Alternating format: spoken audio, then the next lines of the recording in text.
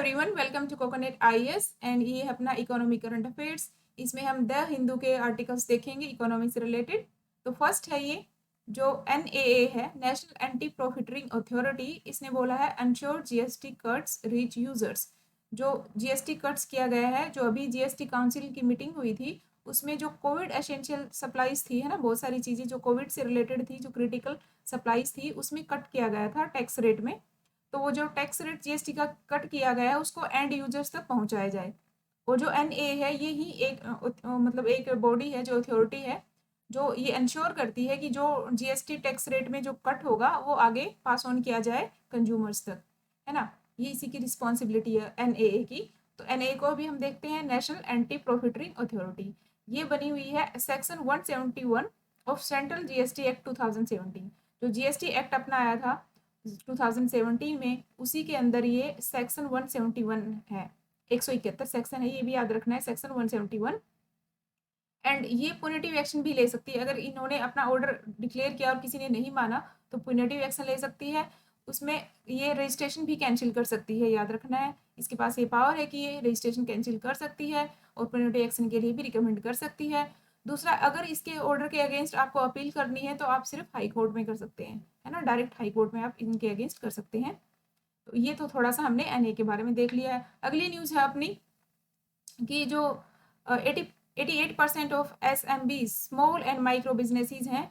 88% of small and micro businesses yet to avail stimulus benefits unveiled by the centre. जो भी centre ने अपने वो स्कीम्स चलाई थी, जो भी स्टिमुलस पैकेज दिए थे, 3 लाख करोड़ का दिया था एसएमईज को, एमएसएमईज को या इंडस्ट्रीज वगैरह को, ये सब जितने भी पैकेज थे, तो वो 88% जो स्मॉल एंड माइक्रो बिजनेसेस हैं उन्होंने बोला है कि उन्हें अभी कोई बेनिफिट नहीं मिला इस स्कीम का, जो self employed small and micro businesses हैं। और इन लोगों ने अभी अभी मतलब बताया है कि उन्होंने एटलीस्ट 59 या मतलब 60% लगा लो, 60% तक तो इन लोगों ने अपना जो भी एम्प्लॉयज़ थे उनको मतलब हटा दिया, रिमूव कर दिया, एक तरह से रिड्यूस कर दिया जो स्ट्रेंथ थी जो प्री कोविड से। तो अब ये जो एसएमईज उन्होंने प्री कोविड से पहले जो जितना स्टाफ था इनका 60% तक वो कम कर दिया है। और इसके लिए मतलब इनको ये बेनिफिट नहीं मिला, 88% का ये बोलना है, अभी तक हमें कोई बेनिफिट नहीं मिला है। तो सॉल्यूशंस क्या हो सकते हैं भाई? सॉल्यूशंस ये ही है कि मतलब स्टिमुलस तो उनको मिलना ही चाहिए एनी हाउ, कैसे भी। उनका डेटा लो, बैंक वगैरह से जाके उनका डेटा कलेक्ट करो और फिर उनको वो मतलब जो बेनिफिट है उन तक पहुँचवाओ। दूसरा हम कर सकते हैं, जो भी स्टैट्यूटरी कंप्लाइंस वगैरह हैं उनको, है ना, एग्जेम्प्ट कर दें कि यार ठीक है, ज़रूरी नहीं है आपको पेनल एक्शन ले, मतलब नहीं लेने की ज़रूरत है, पेनल एक्शन ना लें, अभी उनको थोड़ा रिलैक्स कर दें। अगर कोई पे नहीं कर पा रहा है, कोई डेट नहीं दे रहा है या दूसरी चीज़ें फॉलो नहीं कर पा रहा है अभी। दूसरा, जो हाई इंटरेस्ट बर्डन है उसको उससे भी कम किया जाए, मतलब एनी हाउ उनको कोई भी रिलैक्स किया जाए, कोई रूल को, या फिर कुछ कम किया जाए, कोई इंसेंटिव दिया जाए। दूसरा, जो प्राइस वार चल रहा है अभी, है ना, तो एमएसएमईज का और दूसरी कंपनीज के साथ, या मतलब वो, या फिर एक्सपोर्ट इम्पोर्ट का भी बहुत ज़्यादा बाहर से, अगर जो मैन्युफैक्चरिंग में कल की न्यूज़ में था ना, मैन्युफैक्चरिंग वाले जो भी हैं, स्टील वगैरह, ये सब काफ़ी इम्पोर्ट जो बाहर से करते हैं उसका काफ़ी हाई प्राइस हो गया है। तो ये सब चीज़ें देख के हाई कॉस्ट, वही आगे वाला point he, high cost of raw material हो गई है, एम्प्लॉयज़ उनके लूज़ हो गए हैं, मतलब फीस, लेट फीस वगैरह हो रही है, मतलब ये बहुत सारी चीज़ें हैं, है ना। तो ये जो लेट फीस वगैरह होती है ये हटा दे, रहने दे, मतलब एक तरह से ना लें। और लिबरल लोन्स हैं, है ना, जो लोन्स वगैरह लिए हैं तो उनको और थोड़ा सा लिबरल कर दिया जाए कि 5 साल में जैसे किसी को पे करना है तो उसे 7 साल 8 साल मतलब ऐसे कर दे दिया जाए, थोड़ा लिबरल कर दिया जाए, इंटरेस्ट थोड़ा सा 1 आधा % कम कर दिया जाए या एक्सटेंड कर दिया जाए उनका जो मोराटोरियम पीरियड होता है।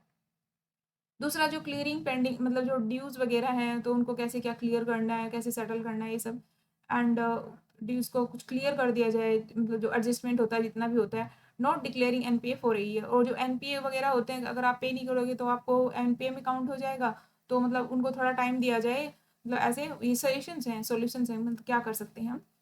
एंड इसी के अंदर ही है एमएसएमई डेवलपमेंट एक्ट 2006 का है, उसमें कुछ अमेंडमेंट किया जाए। तो हमें ये याद रखना है कि जो एमएसएमई जो है, micro small medium enterprises development act 2006 का है। बाई चांस आ जाए कि ये डेवलपमेंट एक्ट कौन सा है, 2005 दे दे, 4 दे दे, तो याद रखना है हमें 2006 का एक्ट है ये। ओके, इस न्यूज़ में इतना ही था। अगली न्यूज़ है, आरबीआई ने अभी, RBI rules for NBFCs to pay dividends. तो जो एनबीएफसीज होते हैं, नॉन बैंकिंग फाइनेंशियल कंपनीज, वो अपना डिविडेंड पे करती हैं, तो उनके लिए रूल्स जो होते हैं आरबीआई ने उसमें कुछ चेंजेस किए हैं, उसी से रिलेटेड आर्टिकल्स है। तो जो डिविडेंड देख लेते हैं, डिविडेंड क्या होता है, डिविडेंड पे से रिलेटेड है ना। तो डिविडेंड होता है एक distribution of profits by corporation to its share holders. जो भी कोई कॉर्पोरेशन या कोई कंपनी होती है वो अपने प्रॉफिट्स में से अपने शेयर होल्डर्स को जो भी डिस्ट्रीब्यूट करती है, जो भी प्रॉफिट शेयर करती है अपने शेयर होल्डर्स के साथ, वही डिविडेंड होता है ना। जो मतलब जो उसके कंपनी के पार्टनर्स होते हैं एक तरह से शेयर होल्डर्स, उनके साथ जो अपना शेयर करती है उसे डिविडेंड बोलते हैं। जैसे है ना, ये डिविडेंड होता है जो शेयर होल्डर्स के साथ किया जाता है। और अगर किसी ने बॉन्ड जैसे परचेज करते हैं हम, तो बॉन्ड पे हमें मिलता है इंटरेस्ट पेमेंट, उस पर हमें इंटरेस्ट मिलता है कोई भी बॉन्ड परचेज करता है, बट जो शेयर होल्डर होते हैं उनको डिविडेंड मिलता है ना। तो फिर देख लेते हैं इसमें चेंजेस क्या, इससे डिविडेंड मतलब यही आरबीआई ने बोला है कि जो चेंजेस की इसमें ट्रांसपेरेंसी ज़्यादा आएगी। तो एक दो चेंजेस देख लेते हैं हम क्या चेंजेस हैं। एक तो उन्होंने बोला है कि लास्ट 3 ईयर्स का देखा जाएगा, हर एक साल में अगर किसी कंपनी का जो नेट एनपीए रेशो है वो 6% से कम रहना चाहिए, है ना। नेट एनपीए की बात की गई इसमें, ग्रोस एनपीए नहीं है। नेट एनपीए 6% से कम हो लास्ट 3 ईयर्स का हर एक साल में, तो उसके लिए मतलब कुछ मतलब वो अपना पेमेंट मतलब वो कर सकती हैं पेमेंट। और वो कितना क्या डिविडेंड पे कर सकती हैं, और वो कैसे, जो मैक्सिमम पे आउट रेशो है वो कोर इन्वेस्टमेंट फर्म के लिए तो 60% है, स्टैंड लोन प्राइमरी डीलर्स उनका भी 60% है, और अदर्स जो एनबीएफसी जाएंगी वो 50% है। ये रूल्स हैं कुछ। और ये मोस्टली आरबीआई वगैरह वाले एग्जाम होते हैं उसमें थोड़ा ज़्यादा इंपॉर्टेंट है, मतलब पर्टिकुलर इतना परसेंट। और यूपीएससी में मतलब एनबीएफसी क्या है, आरबीआई क्या है, मतलब ये ज़्यादा चीज, या डिविडेंड भी डेफिनेशन देख लेते हैं कितना क्या है। पर जो पर्टिकुलर है कितना परसेंट कम किया है, ये ज़्यादा एक्सपेक्टेड क्वेश्चन होते हैं आरबीआई में, आईडीबीआई और सेबी वगैरह के जो भी एग्जाम्स होते हैं बैंकिंग सेक्टर में। एनबीएफसी देख लेते हैं थोड़ा सा। एनबीएफसी को थोड़ा ही देखेंगे क्योंकि वैसे तो बहुत बड़ा टॉपिक है ये। NBFC non banking financial company जो होती है, ये रजिस्टर्ड होती है कंपनीज एक्ट 1956 के अंदर।